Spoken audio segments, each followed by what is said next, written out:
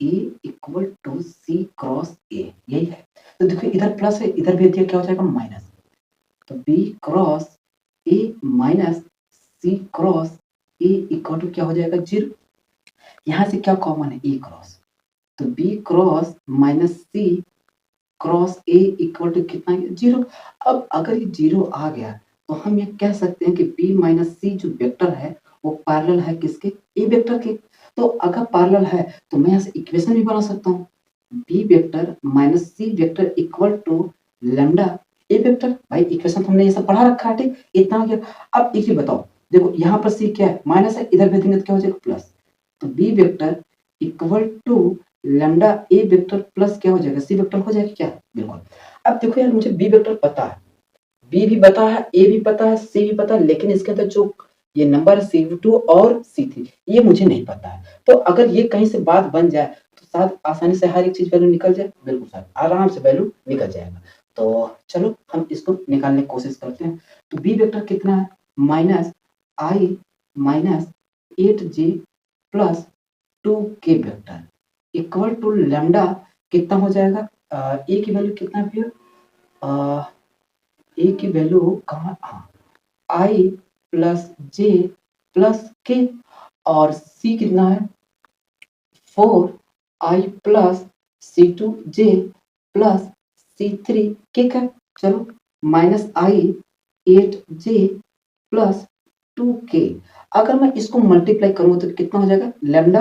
अब देखो एक साथ करेंगे, ठीक, लैम्डा मल्टीप्लाई किया तो लैम्डा, चलो अच्छा कर ही देता हूँ, आई प्लस लैम्डा जे प्लस लैम्डा के प्लस 4i C2j कितना आ जाएगा C3k। तो यहाँ से आ जाएगा आई minus 8j plus 2k cap. तो यहाँ से ध्यान देना क्या होगा, lambda plus 4i cap lambda plus C2j cap, और यहाँ से आ जाएगा लैम्डा प्लस C3k कैप। अगर मैं यहाँ से कंपैरिजन कराऊं तो लैम्डा प्लस 4 इक्वल टू कितने बराबर होगा -1। तो लैम्डा यहाँ से कितना आ जाएगा भैया -5 आ जाएगा क्या।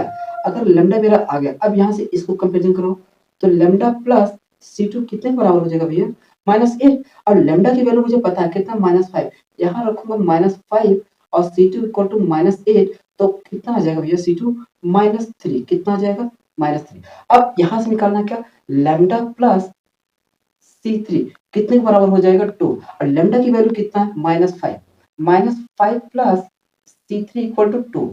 तो यहाँ से C3 कितना आ जाएगा 5 to 7, कितना आ जाएगा 7। अब जैसे मुझे C2 C3 और ये सब चीजें पता चल गया तो क्या मैं यहाँ से वेक्टर C निकाल सकता हूँ क्या भैया।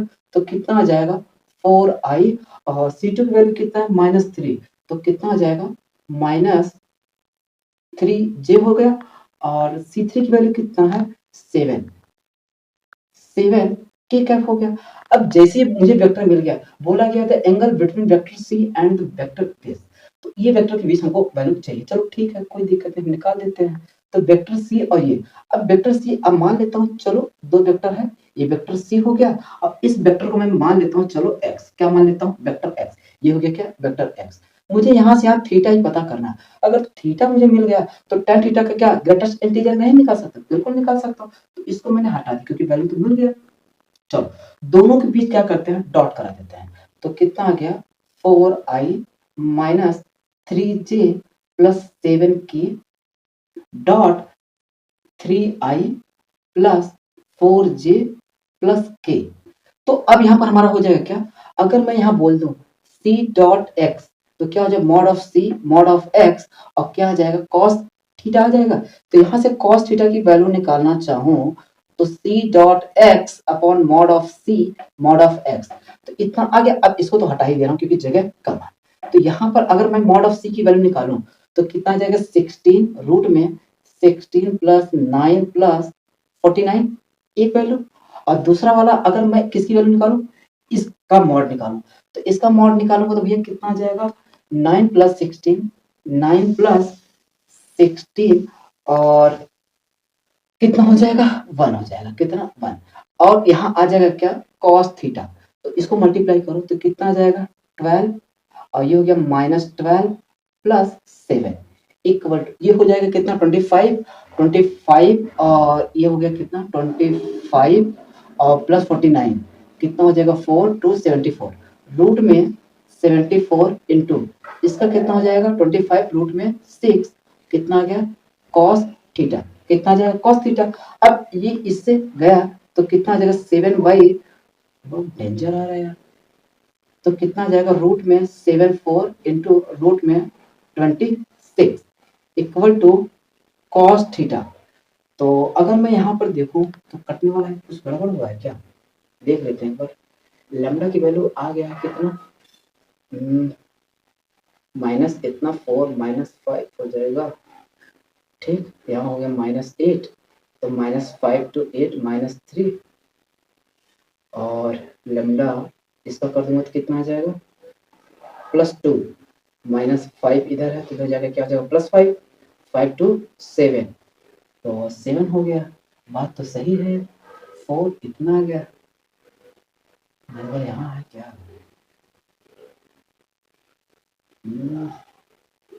चलो इतनी वैल्यू आ गया चलो कोई दिक्कत नहीं कैलकुलेशन सही है कैलकुलेशन में गड़बड़ नहीं तो मुझे चाहिए कितना tan अब मेरा यहाँ से वैल्यू आ गया कितना cos का आ गया तो एक ट्रायंगल बना लेते हैं इसको हम रूट में पूरा कर देते हैं ठीक तो कितना हो जाएगा 49 बाई कितना हो जाएगी ये इसका मल्टीप्लाई भी डेंजर है तो चलो कर लेता हूँ थोड़ा सा मेहनत करना पड़ेगा तो 74 को अगर मैं बाहर निकालूं इसको कितना हो जाएगा यहाँ से 2 बाहर निकालो तो कितना आ जाएगा 7 बाई 2 रूट में तो कितना आ जाएगा 37 इंटू 13 हो जाएगा ध्यान देना थोड़ा कैलकुलेशन है बाकी मैं वैल्यू निकाल दे रहा हूँ ठीक तो 7 बाई 2 और रूट में हो जाएगा कितना कितना आ गया 148 इतना आएगा इक्वल टू कॉस थीटा तो मैं यहाँ पर ट्रायंगल बना के tan थीटा की वैल्यू निकाल लेता हूँ ठीक तो कॉस थीटा इक्वल टू क्या होता है बेस अपॉन हाइपोटेनस 2 रूट 481 ठीक इतना हो जाएगा तो मुझे ये वाली वैल्यू चाहिए तो कितना आ जाएगा 481 इंटू 4 तो कितना क्या 4 और ये हमारा आ जाएगा कितना 2 इतना तो इतने में से कितना घटा देना 49 घटाऊंगा तो कितना आ जाएगा भैया यह आ जाएगा 5 यहाँ का 11 to 7 187 तो ये रूट में आ जाएगा 187 तो यहाँ से tan थीटा तो tan थीटा कितना हो जाएगा परपेंडिकुलर अपॉन बेस तो कितना हो जाएगा 875 बाई 7 तो चाहिए मुझे कितना tan स्क्वायर तो tan square theta equal to 1875 by 49 तो अगर मैं इसको डिवाइड करूं तो कितनी बार जाएगा 3 तो 3 बार ले जाऊंगा तो कितना हो जाएगा 27 और 27 हो गया और उसके बाद कितनी बार चला जाएगा 27 2 और कितना हो जाएगा इतना ठीक अब 187 में अगर इसको मैं घटाऊंगा तो कितना आ जाएगा 045 तो कितनी बार जाएगा 8 बार जाएगा तो 8 बार ले जाऊंगा तो कितना हो जाएगा 72 नहीं तो कितना आ जाएगा यहाँ आ जाएगा 3 यहाँ गया 1 उसके बाद कितना आ जाएगा 5 कितना आ जाएगा इतना आ गया तो यहाँ बढ़ाना पड़ेगा क्या 5 और 5 बढ़ा कहने का मतलब क्या होगा 13.8 आएगा कितना आएगा 13.8 पॉइंट समथिंग तो मुझे क्या चाहिए इसका greatest integer tan square theta equal to तो 30 पॉइंट अगर समथिंग कुछ होगा तो जो इसका ग्रेटेस्ट इंटीजर वैल्यू होगा कितना आएगा 38 तो इसका जो आंसर आएगा कितना आएगा 38 बात समझ चलो तो ऐसे क्वेश्चन को भैया छोड़ना नहीं थोड़ा जहां अगर तुम्हें कैलकुलेशन मिलता है ना तो ऐसा मत करना छोड़ देना क्योंकि यही सब क्वेश्चन तुम्हें भैया क्या करेंगे रैंक दिलाएंगे तो अगर तुम भैया ये सब क्वेश्चन छोड़ दोगे तो रैंक कैसे बनेगा तो कहने मतलब जेईई का पेपर जाना है देने ना तो वहां पर क्या करना इन सब क्वेश्चनों को नहीं छोड़ना थोड़ा सा अगर लगे कैलकुलेशन थोड़ा सा रुक जाना थोड़ा सा अपने को स्टेबल करना फिर क्वेश्चन को सॉल्व करना क्योंकि ऐसे ही क्वेश्चन आपको रैंक दिलाएंगे ठीक बाकी अब देखो ये सब चीज तभी कर पाओगे जब यहाँ पर पीवाईक्यू क्लियर होगे अब अगर बेसिक क्वेश्चन क्लियर होगे तो वहां कैसे कर पाओगे वही हाल है कि अगर हमने बबूल का पौधा लगाया है तो वो बबूल ही देगा आम नहीं देगा पास में नहीं तो अगर यहाँ पर तुम बेसिक क्लियर होगे तो वहां जाके क्या तुम जेईई मेंस का क्वेश्चन तुमसे हो पाएगा नहीं हो पाएगा जब यहाँ जेईई मेंस का क्वेश्चन क्लियर होगे तभी तो जाकर वहां कर पाओगे जैसा कि अभी जो लड़के पेपर दे रहे हैं अब वो अच्छा कर पा रहे हैं अच्छा इसलिए कर पा रहे हैं क्योंकि वो उन्होंने अपने आप को इसमें टाइम दिया उन्होंने केवल पीवाईक्यू लगा रखा है इसीलिए वो अच्छा करके आ रहे हैं और वो ये नहीं कि इधर-उधर की किताबें, ओनली उन्होंने पीवाईक्यू पर फोकस किया, पीवाईक्यू को किया है, तब जाके आज वो अच्छा नंबर ला रहे हैं और कहीं जाके उनका 250 प्लस मार्क्स बन रहा है, ठीक? 250 लाना इतना आसान नहीं है, कहने को होता है कि 250 बाकी इतना लाने में ना हालत खराब हो जाता है, किसी का 250, 280 इतना तक आ जाता है, ठीक? अब इतना लाने में मतलब समझ लो अच्छा खासा नंबर आ जाता है, अच्छा खासा तुम्हारा रैंक भी बन जाएगा और थोड़ा-सा अगर स्मार्ट अप्रोच अपना देते हो, तो फिर भैया आउट ऑफ 300 चले जाओगे। तो ये मैं एक नॉर्मल बच्चे की बात बता रहा हूँ जो पीवाईक्यू कर रहा है, तो नॉर्मली इतना 280 प्लस आराम से वो ला दे रहा है। बात करो जो पीवाईक्यू कर रहा है उसके लिए, जो आरडी शर्मा या मॉड्यूल लगा रहा है उससे इसका नंबर नहीं आएगा, तुम लिख लो। जो भी लड़का अगर मॉड्यूल और अगर आरडी शर्मा लगाया हो, इतना नंबर आ जाए तो बता देना। लेकिन मैं गारंटी के साथ कह रहा हूँ जो अगर पीवाईक्यू कर रखा है ना, मैं बता रहा हूँ एकदम गिरे-गिरे हालत में उसका इतना नंबर या इतना नंबर के बीच आएगा। अगर पीवाईक्यू कर रखा है तो।